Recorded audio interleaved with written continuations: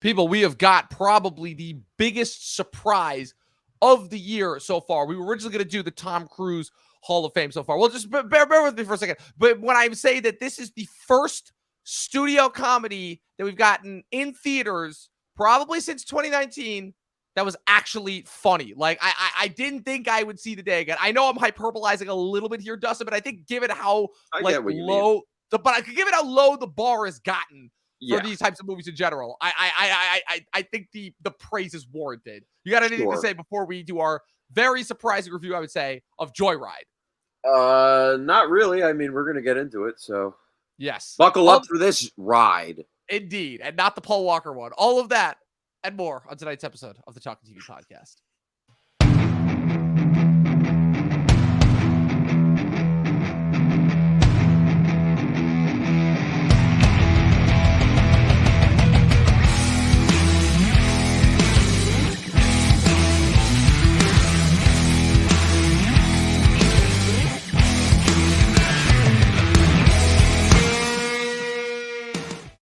What's going on, people? Welcome back to another episode of the Talking TV podcast. This was an unexpected installment in our summer series because I did not originally have a movie set for this week. We were originally going to do the Tom Cruise Hall of Fame tonight, but we ended up having to push that back because I still have a lot of Tom Cruise movies that I still need to catch up on. But Dustin, so we saw the trailers for this one, and especially after talking about No Hard Feelings about 2 weeks ago, I think that it's safe to say that this is the worst spot for comedy that we've ever been in terms of like movie making, right? As far as like all the genres that we lost on the big screen once the big shift to streaming happened.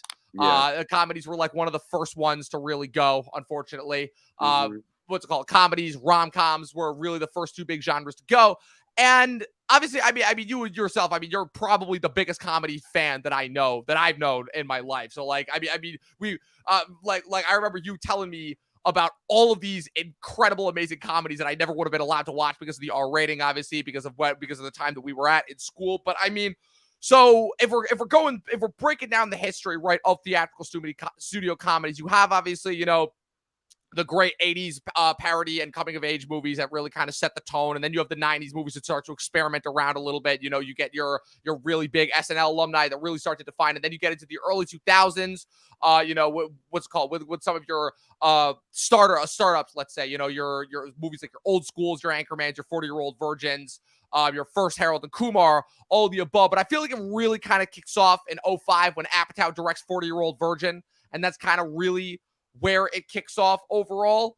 And then 2006, you've got a couple ones that are like right in the middle. But I feel like the genre's really solidified in 2007 with movies like Superbad, like Knocked Up, like Walk Hard, the Dewey Cox Story, like Blades of Glory, like Hot Rod, like just the idea of like, again, these mid-budget level studio comedies, all the kind of coming out of like the Apatow era, and everybody goes to see them in theaters. Everybody loves them. People are quoting these movies for years to come. We talked about this kind of 2 weeks ago with the thing that No Hard Feelings was missing in terms of it didn't have like kind of the guts of the really edgy feel that a lot of these studio comedies have had in the past. So talk more about that. Just talk about like the history of comedy, like kind of what we are missing from our comedies now that made that decade specifically so special. We're missing guts. We're missing edge. We're missing balls. Not literal balls either. Although sometimes, yeah, we are missing those. Yeah, it depends. But yeah, it's just become very neutered. I feel like comedy movies have become very neutered, and I feel like it started to really be obvious once Todd Phillips said, like, yeah, it's hard to make a comedy movie now because everyone's so fucking sensitive. Yeah. And then how did people react to that? What do you mean we're not sensitive? You're fucking sensitive. You know the famous gif of like the one woman at the protest rally just screaming into the air that's been used like 1.5 million times. Exactly. And you know what's wild about that is so correct me if I'm wrong. Is Todd Phillips the first one to really comment on that? Because you had like every single like fucking that, stand-up. yeah. Well, the reason why I bring that up is because you have every single stand-up comedian after the fact all coming out and saying that people are too sensitive. But I really feel like it starts when Todd Phillips says that.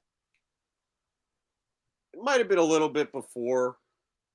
And the Shane Gillis controversy with SNL happened a few months before that. So it was definitely a few years coming, but he was like the first to say that in a film context of why we haven't been getting as many great, memorable comedies that actually go for it and push the edge, push the envelope, whatever you want to say, and actually make you laugh. You know, Yeah. Yeah. like Well, the thing that I always think of is like, we always talk about this, and understandably so, but like like we make such a big deal about like when Game Night and Tag came out in 2018. And just the reason for that being is because we used to get like anywhere between like, I mean, well, I have an entire list that I'm going to read off later on in this episode. We used to get like between like 10 to 15 of these kinds of movies a year. And the yeah, year that and that year 2018, you have Game Night in February, you have Tag in, I think it was either June or July, I don't remember specifically which month. And the only other really like what's it called, budgeted studio comedy to that level that comes out that year is Blockers, which has yeah, probably the funniest thing about that movie is its title sequence and like the pun that it's making in its title, and that's about it. In terms of like, it's like you said, there seems to be a lot of edge and a lot of grit. And for me, like from what I've seen, just a lot of originality missing from comedies. I felt like a lot of comedies, besides just not having a lot of grit and gusto, they just started to feel the same. That not only did the jokes start to feel safe, but the stories they were pursuing, they really didn't feel like they started to feel extremely, extremely derivative. You even see elements of that in this movie that we're reviewing tonight. yes, And it's ironic because you also pointed out that Kevin Smith in '08 was even like making a little bit of a jump in like that with Zack and Miri Make a Porno, which very intentionally trying to emulate a Judd Apatow thing. But then before that, the irony being that Judd Apatow is almost like kind of modeling his style off of what Kevin Smith was doing with his independent movies, because at the time, obviously Apatow was working on Larry Sanders Show. yep. And then before he makes his jump to doing Freaks and Geeks, and then jumps to making big movies. But you have Kevin Smith that is making these like edgy and interesting and very, very relatable independent movies all throughout the 90s. His View Askew universe, which to me is still the height of his filmmaking, and that also I think helps to set a lot of the tone. It's like ultimately comedies are supposed to be related. I feel like you've talked about this like for years now, but the thing about comedies is they're supposed to be relatable above all else. Like the jokes are only supposed to be the surface layer in order to get people involved, and the problem now is, and we also talked about this with No Hard Feelings, but a lot of it has to do with marketing as well. Comedy movie marketing is some of the worst marketing I've seen, like over the last couple of years. And like in an age where movie marketing is at an all-time low, I just remember every single comedy trailer just made me absolutely not want to see the movie at all. It just felt like an onslaught of jokes, but all of the worst jokes in the movie. And like, I know that there have been instances where I've seen a trailer for a comedy that I have had absolutely no desire to watch the movie for. And then you've gone in and tell me, no, this movie's actually really good. It's really funny. The jokes that they put in all the trailers are some of the worst ones. And like, I don't understand why they do this, like now, granted, the other problem too also is that, again, the reason for why comedies so often go to streaming now is just because of the salaries and the way that unfortunately, the economics of the movie making business have shifted, where they want only like $300 million holes in comedies or micro budgeted indies. And most of the time comedies don't fit into that genre. I feel like comedies were at the pinnacle of when the mid budget level movies were the prime reason for going to the movie theater. I feel like comedies were a big success story for that, you know? And people just love going to the theater and just laughing, they just like having a good time. And as far as like, we have become more sensitive as a society when every other day you hear a story of just like, oh, I didn't like that joke, I didn't like this. Don't watch anything then if everything's going to offend you. It's just like, these people that are making the comedies aren't trying to like go after you. They're just trying to make you laugh with absurdity or creativity and craziness, and like just trying to have a good time. No alcohol required, Jeremy John style, Exactly. And the other issue too also obviously is the social media bubble, and the fact that now people can just individually make their voices heard in a way that they really couldn't, obviously, when a lot of these comedies were coming out. Now, obviously, again, you're right, these movies are not made to offend specific people. They're not made to offend anyone. But the fact of the matter is, you get that one person that feels offended by one joke in something and makes a massive blast about it, and all of a sudden, boom, it's like, oh, there's another joke that we can't use that may possibly offend someone. And that's ultimately what it comes down to. It comes down to the virtualization breeding psychopathy is what it comes down to. And the fact that it breeds narcissism at a higher rate than it has ever been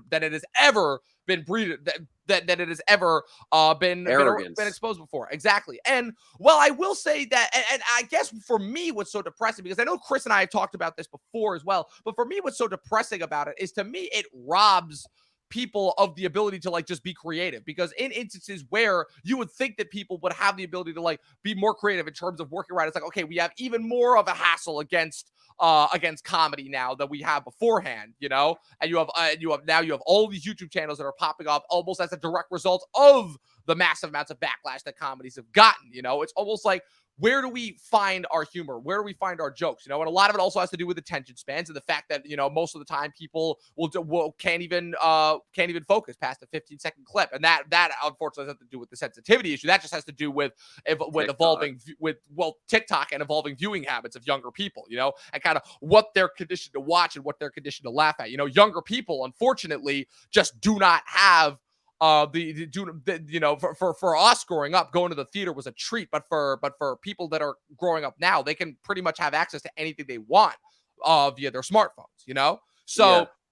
I guess just it makes it more confusing for the younger people. I didn't even think of it like this, where it's just like they don't know what to laugh at then, right? Like they don't know what's funny at all, so that's going to lead to like a future in comedy and no comedy at all. Because the whole thing is that comedy is often determined by the culture, but when the culture doesn't even know what it is, what exactly is funny, you know? Exactly. You have jokes that would have been regarded as actually being offensive and untouchworthy 20 years ago that now are like something considered like completely hilarious, you know? Like, I can't tell you the amount of 9/11 memes that me and my friends have shared, you know, that again like literally caused certain movies to just like completely shutter campaigns in the past, you know? And that's just like one small example of how things have shifted completely.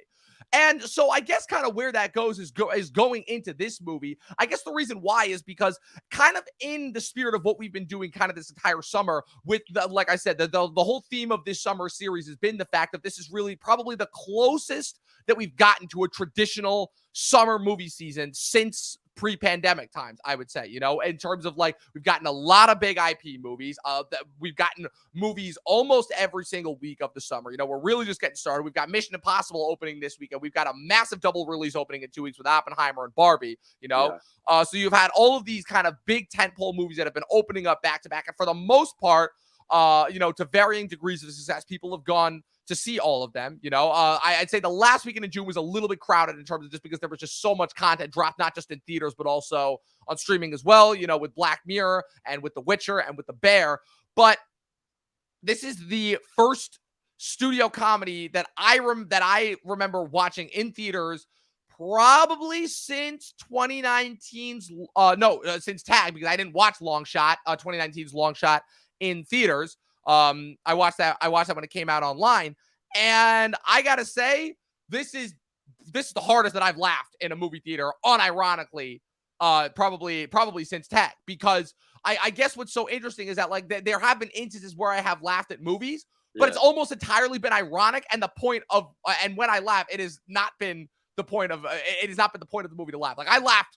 I will admit, Ari Aster's 2019 Midsommar had me laughing really hysterically, not at anything that was happening in the movie, but because it just, what I was watching was so unbelievably like stupid and moronic that I had no choice but to laugh, you know? I mean, but like, to make a perfect example, you know, Beau is Afraid, earlier this year as well, I will admit, part of the reason why I enjoyed that movie so much is because I was laughing so hard. Now, was it that movie's intention to make you laugh? Probably not, but I just ended up finding it extremely like ironically funny. But this is the first movie that I remember seeing in a very, very long time where its goal was to make you laugh and to make you have fun.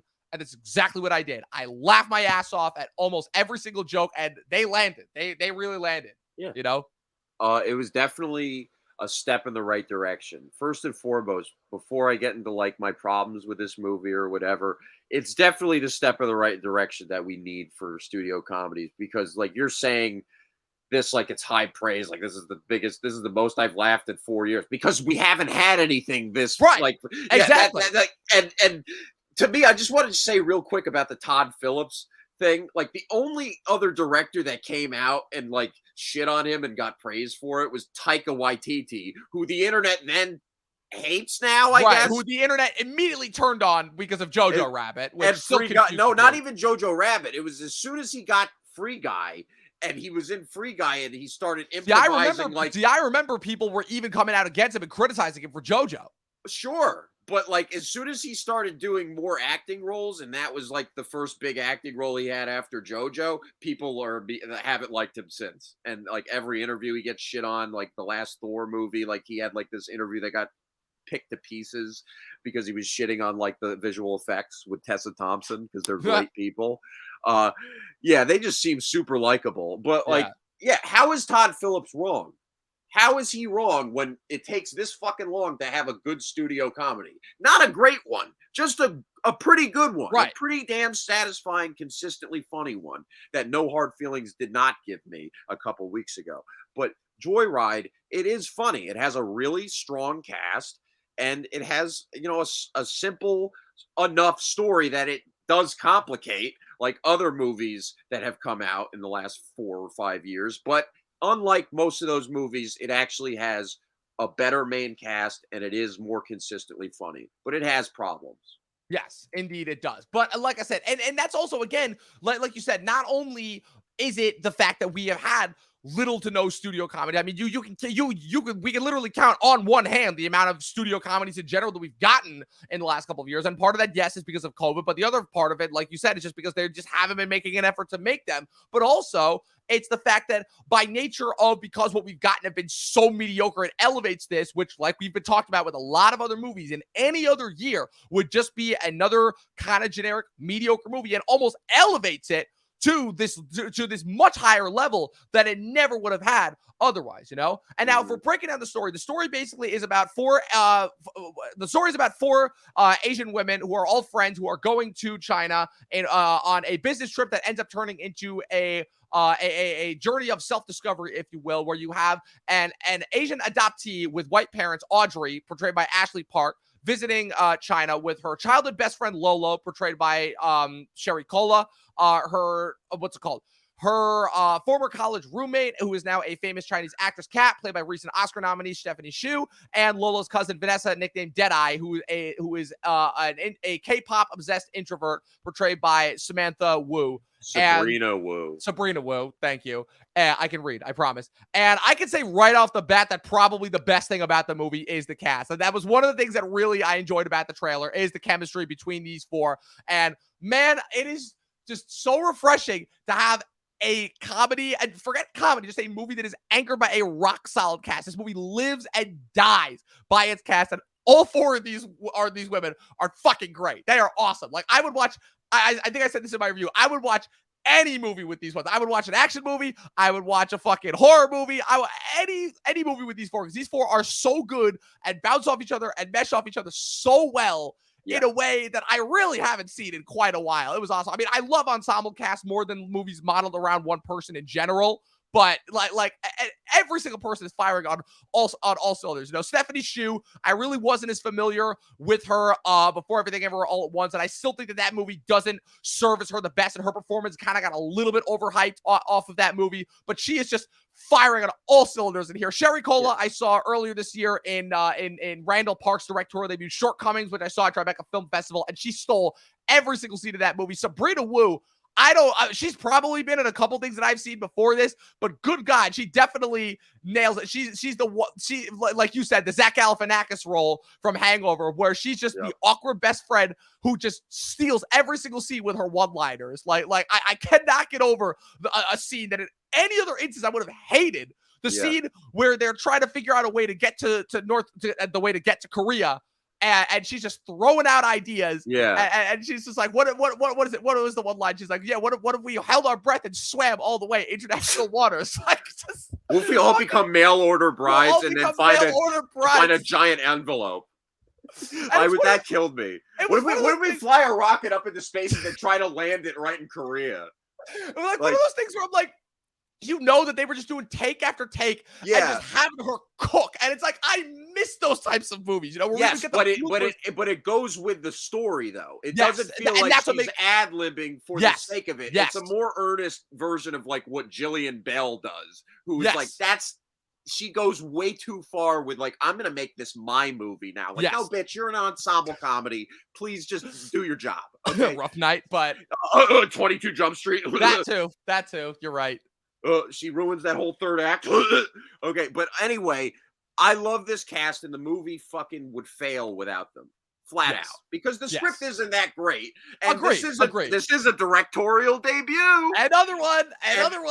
And the first 10 minutes, the most jarring moment to me is that scene in the classroom where she's like, you know, showing her family tree to the class, and then she's getting openly mocked by two white boys. Yeah. And what is it? There's a teacher, I think, like right sitting in the corner, like comatose, like not doing anything. And Yeah, I didn't know what that was about. Like, let me finish. Instead of her like running out of the classroom like any other normal movie would, her friend, the young Lolo, comes up to her in the middle of the class and said, "Don't listen to these idiots." It's like so weirdly staged, and I'm like, what are we in for? But then 4 minutes later, the Succession reference came, and it brought the house down. Yes, I agree. Funny. I could not agree more. The movie has the funny to like make you kind of ignore some of the clunky exposition setup shit. Like the whole thing about her going to China is very convoluted too. Yes. Because like what her boss, played by Timothy Simons, who's like this fake woke asshole in this movie. He was also in Shortcomings. He's really funny in that.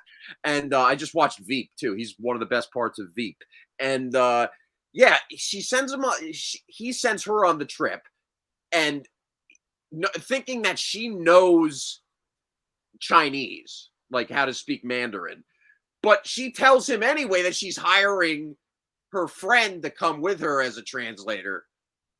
But you know what I mean? You see how that's already falling apart? Absolutely. It definitely takes what should have been, what the trailers pitched as being a very, very simple opening thing, which is I'm going to China to try and meet my birth mother, and complicates it on its head. You know, yeah, I think and even the inclusion of Sabrina Wu, like, what was her point to even going on the trip? Like to eventually have that one scene in the airport bunker where her friends show up at the last second. Like, was that her whole point or was she just always just going to come on the trip? Because Lolo wasn't ever really that, like, she didn't give us that many details about it. I just felt very clunky. And then the addition of Stephanie Hsu, it's just like, oh, she has this many days to just, you know, goof off with her friend. Isn't she on a show? Like, what? And then we get into the whole third act where the Ashley Park's mom, and you could go into that, like, where it just gets like so like overtly dramatic, overly, and it works, but it does work. Like that's probably the most surprising thing, is because every single comedy that I've ever seen that tries to do a hard left shift into drama territory, most of the time does not work. And like you said, I think a lot of the problems that you are stating here can be attributed to the fact that you're right. This isn't that directorial debut, and so a lot of that stuff does feel very, very amateurish. And so that's definitely. But I guess given how funny and how consistent the good parts of this movie are, I guess I'm more willing to excuse the rest of it, because you're right. All those problems are 100% legitimate. But like, just to give you a perfect example, you're right. I'm actually glad that you pivoted back towards the part with the mom at the end, because that was a moment where I'm like, this shouldn't be working on me at all. This is like borderline soap opera territory, but like, just given like what's been built up about it, like the fact of this character having this majorly identity crisis where she doesn't know, where again she's dealt with like, again, what clearly are meant to be portrayed as like very supportive parents, but I don't even think they do a good job of setting the parents up well as being supportive. You're one of your favorite Office alumni, David Denman, but it's just implied there. But you have this girl who is having this major identity crisis, and she doesn't know if she's American, if she's Chinese, or whatnot. Yeah. And then she finds out that she's not even actually Chinese. She was Korean, but sent to a Chinese adoption agency. And then, And then it has this hard left turn where basically she finds out that her mom actually died. Is Korean, right? That's the biggest, like, what? Okay, how did you not figure she was Korean? Especially earlier in the movie with Cherry Cole is like, yeah, you could always tell who's Korean. Bet your best friend is Korean. They didn't even bring that up. Like, I thought you said you could tell. Like, that would have been a great payoff, and that's but kind of they the never other do point that. where like the movie does kind of flop a little bit, where the whole movie is going out of its way to be like, just show like, okay, objectification of like the opposite sex, but from the other side, know, it's like, oh, so now it's women objectifying men, and the whole thing of it's Which like, I you know, didn't mind. but also, right, that was fine. But also, like, the biggest thing that it tries to do, as far as it being, like, again, Asian-centric humor, is the fact that it's like, oh, they're playing on the fact that most Americans can't tell the difference between, you know, Chinese versus Japanese versus Korean. So they're going out of their way to have these characters say, oh, you know, that's Korean. Oh, that's Japanese. All that. That Her scene best friend reminded can't me even of tell that she's Korean. That scene you're talking about, though, is like reminded me of that scene in Up in the Air where he's like, you can always tell. Look at the Asians. Like, Follow the Asians. But that's funny. I'm sorry. Like, I gotta say, funny. you're bringing up the male objectification. I thought the boyfriend of Stephanie Hsu was pretty funny. No, he was funny. He was really fun. Like when he ran away from her in the airport. That was great. Like, that was fucking great. Hilarious. Yeah. Also, like, what was he even doing there? Like, did they even say like why he was there? Like, I get it. I get it. That, like, that's I get it. That's a joke that we've seen in 1.5 million other comedies. But like, what was their plan even to like pretend to be a K-pop group so they could get a free plane? Like, how does that work? Even just by falls like on its face if you think about it. Even by like ridiculous comedy. Okay, we're gonna go fly by the seat of our pants into this third act and have like a miracle come out. Even that was flimsy for sure. It wants to be so hard. Like, it's edited down quite obviously to be a 90-minute, tight fucking laugh a minute comedy, but it wants so hard to be like to breathe. I feel like it needs to breathe. Yes. It needs to explore these subplots a little more. It does have a compelling story where you have this girl who is ultimately trying to use to constantly put up these barriers and these shields to discovering like her own identity. And it actually is a pretty damn compelling character arc. But if anything, like the comedy, which is like, again, the best part about the movie, because the jokes in this movie are really funny. Yeah. The comedy is almost kind of getting in the way of that rather than supporting that. If we're going to go to the basis of it, So while the last scene, while being very, very good in terms of her final like meeting with her mom, like it kind of still glazes over the fact that it feels like it's out of a different movie. Right. It feels like it's out of a completely different movie. And then like you have her back to the vagina tat. Yeah, back to the vag tat. Which again is a funny joke. That is a funny joke. And the fact that like it is so well set up and then you almost forget about it as far as being that small, and then it gets shown, and then like but is it this raunchy movie, or is it this like fucking like coming of age, like finding yourself movie? Right. Which is like the problem I had with Booksmart, which I would closely compare this movie to, quite frankly, because this is trying so hard to be Bridesmaids, but it's not as long or as fleshed out as Bridesmaids was. And it actually, Bridesmaids has scenes that breathe and fucking go on, and like it or not, but it's going for something cool and funny and actually develop the characters. This is just going for the laughs. Yes, this 100%. Is just going for the laughs and like edit. Cut, laugh, edit. Got it. Yes. We're done. Yes. 100%. Good. Got it. Great. Yep. Mark Webb. Got it. Great. Move on to that. You never saw that clip of Mark Webb directing Amazing Spider-Man 2, and he's like, good. Got it. Great. Oh, man. Mark Webb. That poor man, who I'm still convinced only got the job because of his last name. It's just so disappointing. That and 500 Days of Summer. Crazy. Absolutely crazy. And then his next movie after Amazing Spider-Man 2 was Gifted with Chris Evans. Right. And the only living boy in New York. Oh, yeah. He did do that one. Oh, man. Wild stuff. But yeah, so I guess just kind of my point is that we're finding all these, like I guess the strain, kind of the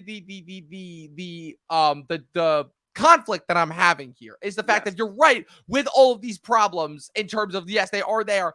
But in a way, like they almost don't matter for me, because in a way, you're right. Like the movie is going by so fast and it's delivering the joke so fast and I'm laughing so hard. But it's still uneven, though, that in a way that the other comedies that we're trying to, compare it to, they don't do that. I don't feel like. I feel it feels more complete. It feels more balanced and well edited. This is rushed. This is like just joke.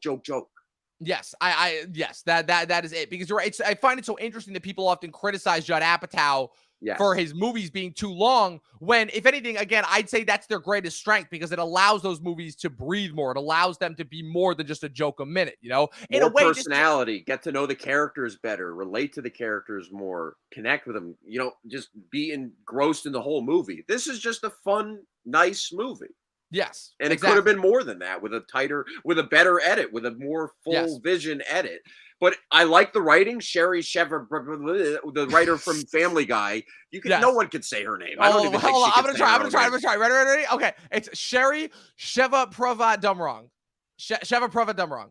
Yes, that is indeed that. I probably butcher that pronunciation, but I'm just going But based off what the letters are telling me. she was a very prolific writer on the good days of Family Guy when Okay. Family Guy used to be fucking awesome. Yes. And she wrote a lot of awesome episodes. She's a funny woman, that person. So I'm glad that she's finally got to write a script like this. I wish like I feel like the script in the movie would be a lot different if you Yes. actually looked at the script, because I feel like a lot of character beats were taken out in favor of laughs and You in think that the favor of script would? funny You think? moments. Yeah, I was about to say. So you think the script would be a tad bit more dramatic? A little bit more, just to care about the characters a little bit more. But that's what this movie was trying to do, was trying to have those like bridesmaids moments, but it's too quick about Yes. it, because like those moments, like the conflict at the end of the movie is pretty easily solvable, Yes. more easily solvable than even bridesmaids was. Right. But I don't know, it's just these movies are just trying to be in and out now. Like they don't want Yeah. to overstay their welcome, but I just like you said, I like when movies get to breathe and like you get to connect to the characters more, therefore finding it funnier. Yes, it's interesting because we have this dilemma now. Also, if we're going back to the to the release model problem, where most movies are only in theaters for 45 days now, and half the time, especially if it's coming from a studio that has a very that has a linked streaming service, most of the time when they're in theaters, it's only there as advertising for when the movie will eventually drop on streaming. Because in a way, that's kind of exactly what Amazon did with Air, the Ben Affleck movie that we talked about. Hmm. Is Which that I saw in theaters. Yes. well, I saw it in theaters as well, but Hmm. that movie saw an even bigger push on theater. What's it called? Once it went on to Amazon directly. But I think what's interesting about that one in particular is that a lot of people did still watch it in theaters. Now, this is from Lionsgate, and Lionsgate, I don't know if it has an affiliated streaming service, but I will be interested to see how many people, if this like goes to say like a Netflix or something, similar to what happened with Bullet Train last year, where when Bullet Train came out in theaters, uh, only there weren't that many people that saw it when it came out in theaters, but there were enough people that liked it and that spread it via word of mouth that when it came out on Netflix in December, I Yeah. remember a ton of people saw it. I remember like a bunch of people were coming up and talking to me like, "Oh, did you see Bullet Train? Did you see Bullet Train?" I'm like, "Yeah, I saw it back in August when it came out." So I'm almost wondering if that is what will happen with this movie as well, where this movie will be able to develop I feel like that's enough going to of a happen with cult every following. movie now. I feel Well, like every yeah, movie has this. but you know that there's always like those movies that are able to like kind of surpass that and like kind of almost circumvent that. I feel like. No, this will definitely get a stronger following, like Booksmart did when that went on streaming. But I don't know. I like this movie quite a bit, and it's a hard movie to really dislike, Right. just because of how charming those leads were. Like I said, this movie would be dead without those. Ashley Park, I really like. I think Yes. she's very talented and very charming, and I'm a fan of hers from Girls Five Eva, and she was on Beef, the last Yes, she Netflix was. series. I think she's very talented. It was so clearly written for, I feel like, Constance Wu or somebody, Yes. or maybe they Yes. were trying to like get like a Korean actress. I don't know, but like however they got her, good for them. Because Ashley Park is great. Sherry Cola, who is essentially the new Aquafina, Yeah, 100%. And like for me, very similar I think voice. right, but I think she's funnier than Aquafina because Aquafina, I've said, I think works better in drama. Every single time that I've seen Aquafina try to be funny, she Yeah, falls completely flat for me. But yeah. I laughed at some of Aquafina's stuff. I liked her in Shang-Chi. She's made me laugh before, but I feel like her and Tiffany Haddish are very overexposed, and that's why the people are getting sick of them. But like I like Aquafina. I kind of agree though, even though I didn't see The Farewell. I feel like she's definitely not a bad dramatic actress, and she has definitely a charisma to her. But Sherry Cola is more of a she's more of a stand-up than Aquafina is, yes. and she has And more her of timing a is rapid her fire. timing, her Yeah, one-liners are fantastic. The yeah, fucking the Eiffel Tower with the Jonas Brothers line yeah. still kills me. What are you, her echo? Like she's good. She's very And her good. back and forth with Yeah, Stephanie Hsu was phenomenal as I well. was getting to Stephanie's shoe. I did not like her in Everything Everywhere All at Once. I thought Ironically enough, I feel like Aquafina would have been better in that movie in a more serious role, in a more serious. No, I'm with you. dramatic. I'm with you. Like I'm with you honestly, there. because I felt she was way too obnoxious in that movie, Stephanie Hsu for me. But I mean, she didn't hold the candle to Jamie Lee Curtis, but she won an Oscar for that. Still can't explain yeah, that one. fucking Still can't embarrassing. explain that one. Embarrassing. Yeah. But Stephanie Hsu, I gotta say, the trailers. I didn't tell you about the trailers in this review yet. I really liked the trailers, and she was one of the reasons where I was like, "Fuck, am I gonna like her a lot in this?"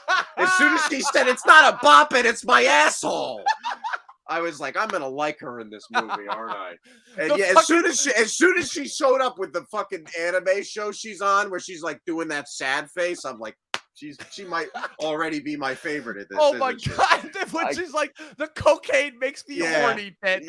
Oh my god! She's great. She has a couple great lines in this too. Like she was, and her I wanted her subplot with the boyfriend to be a little bit more, but I get why, because that was silly to begin with, him being like, celibate, like, and him like just jizzing every time. Based on her character, you knew it was bullshit too. Yeah, absolute bullshit. And like, but she made it charming. Everyone in this movie is charming. She was really funny. I felt like there was a portion in this movie where the movie kind of forgot about her character. Like when they go to the grandparents' house, I feel like, was she even in that scene? Like, I don't even remember. Barely. Yeah, like maybe a couple shots. Like I feel like she's not in like a good 10 to 15 minutes of this movie, where I'm just like, I kind of want more of her in this. But then going to Sabrina Wu, who is non-binary, I guess. So we've been calling her a woman the entire time, even though she's they are playing a woman. I hate the times we're living in right now. I just hate the times. I hate it. It's awful. But I'm sorry, the non-binary one was my favorite in the movie. I mean, we said the lines already, but I liked their character, and they were very, I'm not going to say relatable, but it's definitely empathetic and very, just struck a chord with me. And I just really loved their chemistry with Ashley Park. I found a very good similarity there between like, you remember how Bradley Cooper and Zach Galifianakis were in The Hangover? Like that's the vibe I was getting with her and 100%. Ashley Park. But it wasn't as like overtly like kind of creepy as it was in the Hangover movies, where Bradley Cooper every time would like angrily react. He's like, "Alan, what the fuck are you doing now?" Get a hold of yourself. You're making me want to go watch The Hangover now. Get a hold of yourself. Yeah, no, my favorite line in The Hangover might be from Bradley Cooper when he's looking at the satchel and he's like, "Are you guys just fucking with me?" Like, this is great. Bradley Cooper's awesome. Like, that's the thing. Like, this movie won't be as quotable as those, but it's in the same ballpark. It's in the ballpark. You know what I mean? I will say, like, the fact the chemistry is there. Just the fact that I was able to quote a line from a comedy is amazing to me, because you know how bad I am when it comes to butchering comedy lines. Mm-hmm. So, but yeah, I definitely enjoyed this movie quite a bit. I just feel like that third act kind of gets a little just haphazard. I feel like when they go to Korea and then they're trying to do this lie to Ronnie Chang and everything, and it's just like all over the place. Yeah, and I feel like The Hangover is cleaner the big angry confrontation that inevitably is going to happen, and which I is well justified. And I think when everyone gets mad at everyone, I think it is well justified. And then the scene with the mom, which again is really good, better than Booksmart. Yeah, but it's really good. But it feels like it's out of a different movie. And then you get to the ending in the restaurant, and I gotta say, that to me was the most like cliched, sticky of all the super bad ripoffs that we've gotten since. That was like probably the most obnoxious one, where it's like, we got to get back together because friendship dictates that we will. And that was more Bridesmaids to me. Oh, really? Scene. Yeah, very much so. When she was just trying to fight the microphone away from Sabrina Wu and everything. I don't know. It was still charming. It's just it was just trying to wrap itself up really quickly, as quick as possible. Yeah. And then it just didn't really know how it wanted to end, really, even though it was kind of funny with another vag tat joke. Yeah. But like they go to Paris and then like they drop Greta Gerwig's name. Is that supposed to be a joke? I don't know. It's like they just wanted to find. I feel like they reshot that ending. Yeah. I don't know. That was another one that felt completely out of a different way. I'm almost like, are they trying to do a riff on Emily in Paris here? Like, what's going on here? So, no, they were trying to go back and forth with the Bridesmaids hangover shit, because that was trying to have like a hangover ending with the isn't that shocking kind of like last shot and everything. But it was still charming. It's a charming movie and it's funny and I like it.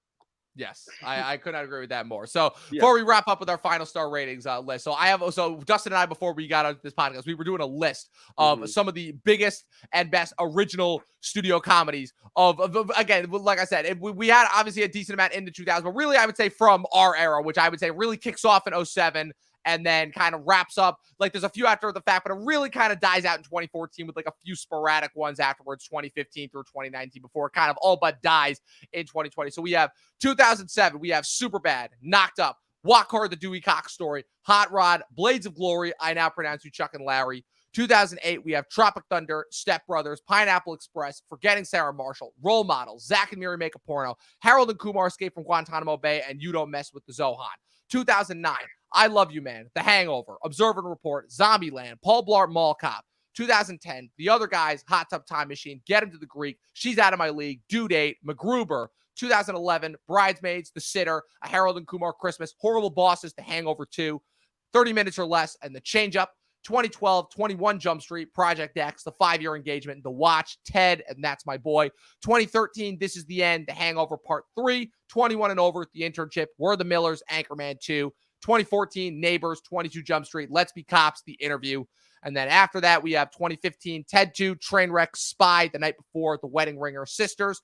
2016, Popstar, Never Stop, Never Stopping, The Nice Guys, Keanu, Neighbors 2, Sorority Rising, Zoolander 2, Central Intelligence, Office Christmas Party, Sausage Party. So actually a decent amount that came out in 2016. Yeah. 2017, Fist Fight, Girls Trip, Rough Night. 2018, Blockers, Game Night, Tag. 2019, Booksmart, Long Shot, Good Boy. So we had a pretty good run for studio comedies there. We really did. And it just... right, you can almost just see the pendulum just like going straight. I don't know what kind of. Although I will say, straight down or I understand what you're saying, but I just want to say, like, although the last few of those years, like 2016 to 2019, there was still like at least like the few great ones we got. I still think are really great and underappreciated, like Popstar, Game Night, Keanu, fucking Central Intelligence R-rated cut is very, very good. I'm forgetting one, Dominic. Good Boys. I very much like that. Long Shot is very, very good. Long Shot's very underrated. Very unique romantic comedy that also kind of like toes the line of being like kind of like those movies that we're talking about, but definitely has more laughs than arguably Joyride. Sorry. No, Wakanda Forever. No, but no, you go. No, well, yeah, I was just going to say, I mean, that just shows it, like, again, the fact that we had that many, and for the most part, like, a few notwithstanding, all of those movies are box office successes, for the most part. For the most part, no, there's plenty of bombs, there are a couple bombs in there. Popstar bombed. Right, but I guess in the sense of, like, there's a reason why, even after the fact, even though after those movies bombed, they still had, like, I feel like major followers. Like, I still feel like there are people that are coming out and saying, yeah, Popstar, that's still a good movie. Yeah, I still know people who talk about MacGruber, you know, even though. Oh, yeah, some people say, I've heard comedians say that the MacGruber's the funniest movie of all time. I'm like, all right. Not, but like it does have a couple. It's one of the, no, it's pretty great. It has some great moments. It's up. It deserves to be up there. I would say, like the whole bit with him like memorizing the license plate is like so fucking good. That's so up my alley. That kind of humor. But and I love the sketch too. No, my favorite line from I Now Pronounce You Chuck and Larry, which barely counts by the way, is what with Steve Buscemi. What is this? Gaze of Our Lives? I bursted out laughing when I was. You know why? I'll admit you're gonna hate me for this, but you know why I counted I Now Pronounce You Chuck and Larry is because the one fucking scene that they've been playing over and over again on TikTok. The scene with the twins. With the twins that he's dating, you know, where the one comes up and he's that scene has been playing. That's like early in the movie. I think so. That's like the first scene of the movie. Yeah, where they're like playing basketball and they come and they're arguing through the fence. Yes, and they're arguing which twin Adam Sandler made out with. Then he gets them to make out with each other. No, that's my boy. I just want to do a quick shout out to. I feel like that movie gets shit on too much because it's about like grooming and teachers fucking their students, but it's by the way, I'm sorry, that's a typical male student fantasy. I'm sorry, that's not like that crazy. It wasn't mine, Dominic, but it's still it wasn't mine. Well, in fairness, we didn't have that many hot teachers growing up. We did. So, we had a couple. Not that many though. Not that many. Miss Spears. Okay, that was middle school. Okay, fine. That's one. That's one. That's one. That's the one. Yeah. But. What was I saying? That's My Boy was very good. Well, not very good, but it's very funny, and it actually goes for like edgy humor that, like, I know it didn't age well for a lot of people, but at least that was the one Adam Sandler R-rated comedy from the decade where I was just like, you know what, he's going for something in this. He's doing a different character, and he has great chemistry with Andy Samberg, and it's a movie about like strange relationships with sons and fathers, and maybe I related to it. Leave me alone. Honestly, all the clips in that movie I've seen are good. I like, because Funny movie. Well, only because, like, if we're comparing that to something like that came out the year before, which is kind of like the first big downfall for Adam Sandler, that being Jack and Jill, which everybody knows is like That's the worst movie he's ever done. That's my worst theater experience. I remember watching clips of Jack and Jill and wanting to vomit. But everything I saw from That's My Boy, which got almost as equally like reviled, and I'm like, this isn't that bad. Like, this is pretty funny as far as things go. And there were a lot of Adam Sandler movies that got shit on for a long time, and then finally, people started to come around. Like Bedtime Stories got horrible reviews for years, and I never understood why. Like, I always thought that movie was That's funny. My Boy might have been funny to me, this helped it. It came out right after Jack and Jill. It was his follow-up after Jack and Jill. Right. And it had awful trailers. So when my aunt... Those trailers were pretty terrible. Awful. Yet another example. Terrible Red Band trailer. Awful trailers. No, but that was coming out in a time where Red Band trailers were great. That's true. That is right before This Is the End's Red Band trailer came out a year later. So... Yes. This had one of the worst Red Band trailers ever. And then when my aunt took me to see it with James, me and James liked it. Me and my friend James. We fucking liked this movie, and it was actually surprising. Even though it was dumb, but it had a nice heart to it. And it was funny consistently. Yes. They don't have to be the most highbrow material, but if they have good heart and are funny and Dumb have and a Dumber. meaningful message. Yeah. Exactly. Yeah. Exactly. That still holds up. I just watched that last week again. Dumb and Dumber is still great. Yeah. Could not agree more. So with that being said, I guess if we're going to offer like one last bit on how to make studio comedies funny again, make them have heart, make them have some soul, great cast. Actually put in some great cast help. You have to cast it well. You have to cast it well. That's the first thing you have to do, because The Hangover could have sucked with an awful Agreed. Cast. That original improvised that movie on the fly. Exactly, because that original script that those first writers wrote before by John Lucas and Josh Moore. You ever look at that? Jeremy Garland. Oh, it's awful. It's one of the worst things I've looked at it, right? I looked at it. It's terrible. It's actually like, yeah. I don't know how you want to talk about taking a piece of shit and turning it into gold. It's not even structured the same way. No, even. It's not at all. They're totally different dialogue and character names. It's like much darker in tone, and it doesn't really work as well, I don't think. Garlick came on after. But, Garlick and Todd Phillips rewrote that whole thing. I saw Jeremy Garlick in a keynote speech.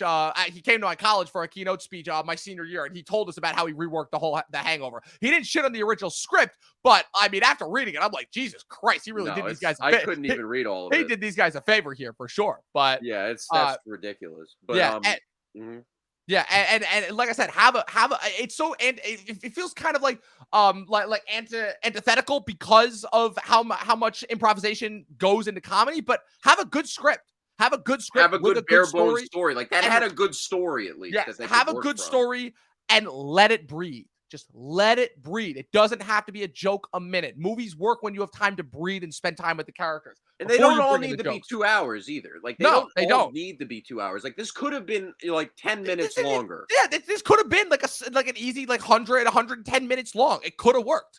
Yeah, as that.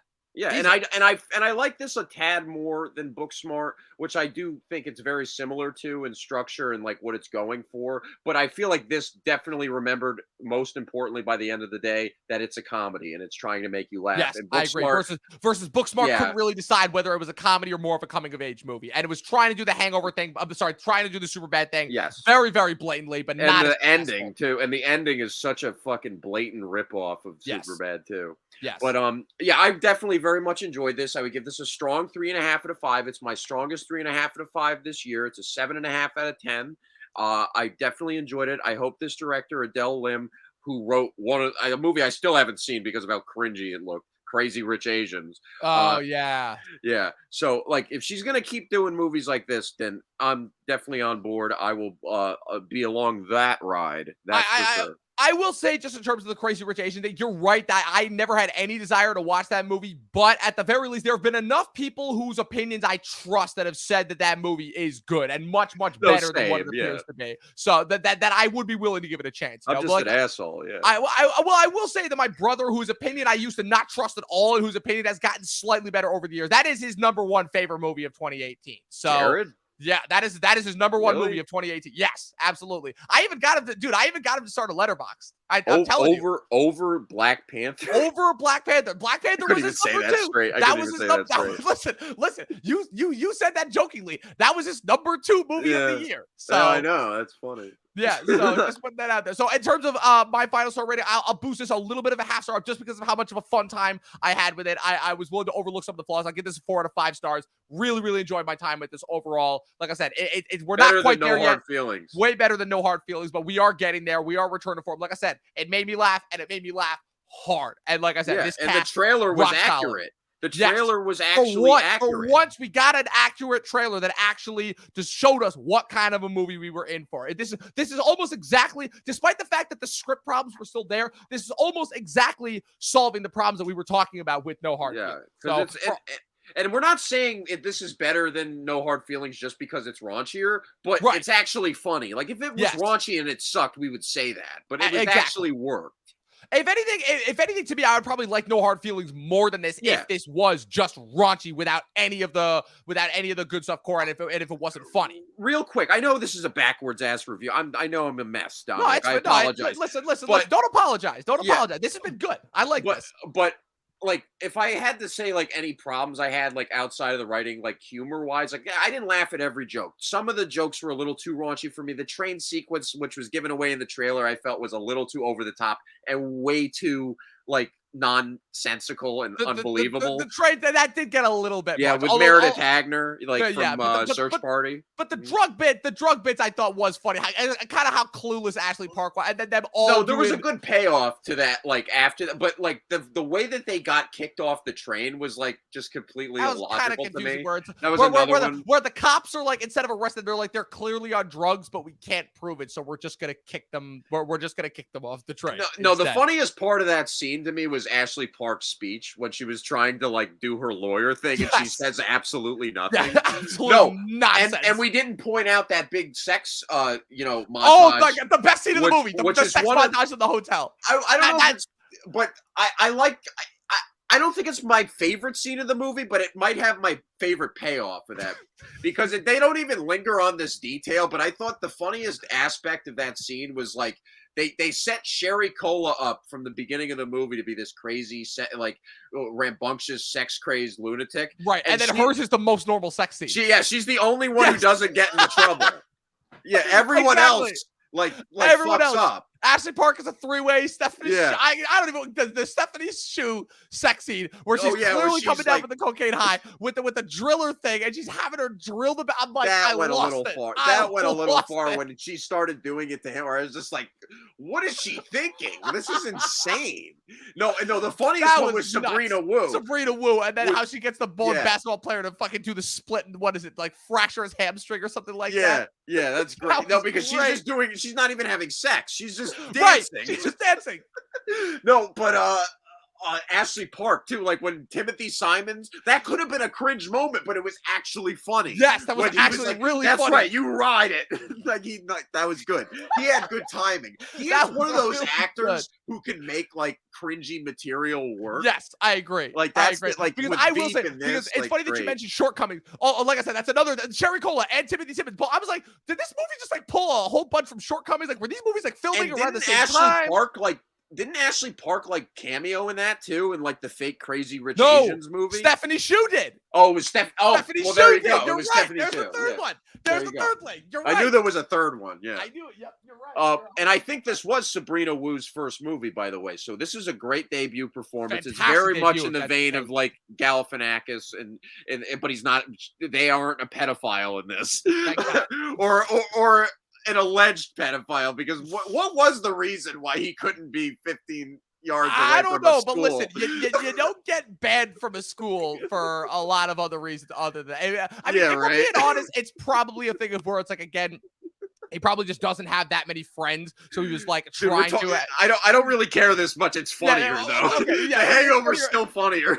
Yes, it is. But oh man, with all that being said, I think it's safe to say we still had a great time watching this movie. For It was a sure. blast. I heartily recommend people to watch this, and I recommend people to watch this. Yeah, I recommend people to watch this in a theater because I will say my theater, it wasn't packed, but my theater was pretty full, and almost everybody was laughing along with these jokes. Everybody was laughing. It was a great time being back in a theater with an audience that was actually laughing at every joke in a comedy, because we used to get that all the time and we barely get that anymore. So with that being said, that's it. That is our review for Joyride and the state of comedy in 2023. Dustin, this was an absolute blast having you on again. As per usual, we're going to be back later this week in order to do our next Actor Hall of Fame. He's running for it indeed.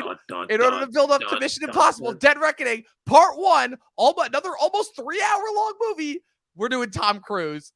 This is going to be an interesting one. This is going to be an interesting one, to say the least. Dustin, we'll save our thoughts. Fuck your own face! Respect the cock.